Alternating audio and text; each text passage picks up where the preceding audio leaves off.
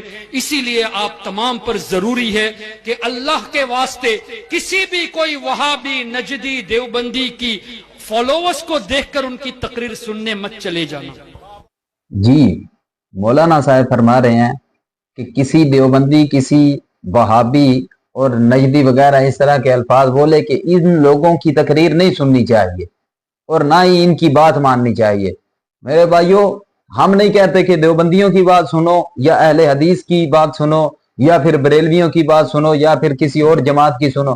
ہم کہتے ہیں قرآن جو کہہ رہا ہے صرف قرآن کی اتباع کرو.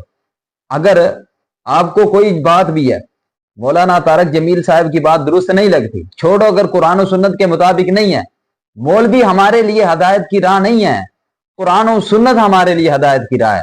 نبی صلی اللہ علیہ وسلم آخری وقت میں فرما گئے کہ مجھے سب سے زیادہ خوف جو ہے میری امت کے اندر ان مولویوں اور پیروں کا ہے.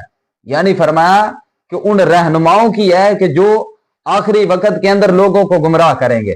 اس لیے میرے بھائیوں، میں نہیں کہتا بریلویوں کی سنو، کسی مولوی کی بات نہ لیں.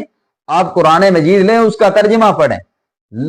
نفس ترجمہ جو ہے اس کو تم پڑھو گے تمہیں عقل آ جائے گی، اسی سے تمہیں ہدایت مل جائے گی. ضروری نہیں کہ تم کہتے ہو کہ ہمیں اس کی تفسیر ہم کریں گے تو پھر ہمیں دیوبندیوں کی تفسیر لینی پڑے گی، اہل حدیثوں کی لینی پڑے گی، بریلویوں کی لینی پڑے گی.